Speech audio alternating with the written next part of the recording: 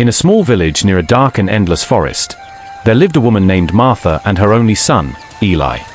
Eli was bright, playful, and full of energy, but he was stubborn. Every morning, Martha warned him, "Eli, never go near that forest. Please be careful when you go out to play today, my son. Stay close to the village." But in his heart, he wondered why the forest was so forbidden. For weeks, strange things began to happen. Goats went missing. Loud hissing sounds echoed at night, so loud that people woke up in fear. Some villagers whispered about a giant snake, a creature said to be longer than a hut and thick as a tree trunk. One night, Eli woke up. It was silent, too silent. He heard a deep, heavy hiss. Slowly, he got out of bed and went to the window. At the edge of the forest, under the pale moonlight, he saw it, a dark, massive shadow sliding between the trees. His breath caught. His body froze. He ran back to his bed, pulled the blanket over himself, and squeezed his eyes shut. He didn't wake his mother.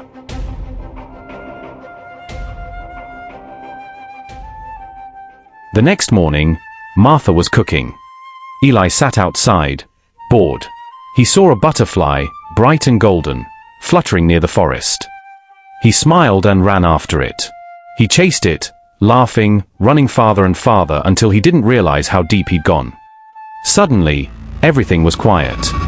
No birds, no wind, nothing. Eli stopped, his laughter fading. Then he heard it, a loud hiss. He turned slowly. From the bushes, a massive black snake slithered out, its body thick and glistening. Its tongue flicked, its eyes fixed on him. Eli froze. His heart pounded. He turned to run, but before he could move, the snake lunged forward, lightning fast. It coiled around him.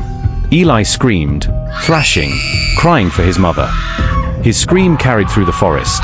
Then suddenly, silence. The snake opened its jaws wide and swallowed him whole. Back in the village, Martha heard his scream. She dropped the pot she was holding and ran barefoot toward the forest, shouting his name over and over.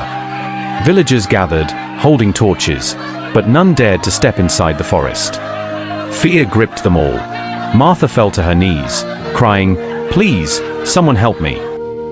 Daniel, a teenage boy known for his courage, stepped forward. He grabbed a machete and said firmly, "I'll bring him back." Martha clutched his arm, tears running down her face. "Please, Daniel, please bring my son back." Daniel nodded and entered the forest alone. Inside, it was dark and cold. The trees blocked out the sun. Daniel followed the deep tracks of the snake pressed into the mud. His heart pounded. He heard branches snapping behind him.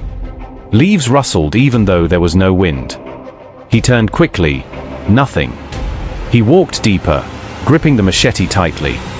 Then he heard it, a hiss, louder than before. He looked ahead and saw it, the giant snake, coiled around a tree, its belly swollen. Eli was inside. Daniel's grip tightened. He stepped forward. The snake turned its head toward him and hissed, its eyes glowing. It lunged.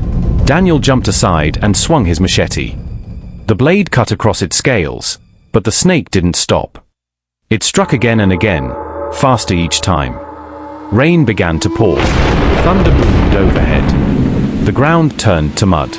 Daniel fought hard, slashing and dodging, slipping and stumbling. The snake coiled and struck. Daniel barely escaped its jaws. He was soaked, panting, his arms aching, but he didn't give up. Lightning flashed, and in that split second of light, he saw his chance. He charged forward, swinging with all his strength, cutting deep into the snake's neck. Blood sprayed. The snake thrashed violently, but Daniel struck again and again until it finally fell still. Breathing heavily, Daniel dropped to his knees. He quickly cut open the snake's belly. Blood poured out, and Eli slid free, shaking, pale, but alive. Daniel lifted him up. Eli clung to him, weak and crying. Daniel carried Eli out of the forest.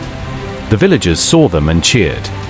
Martha ran forward, grabbing her son, holding him tightly.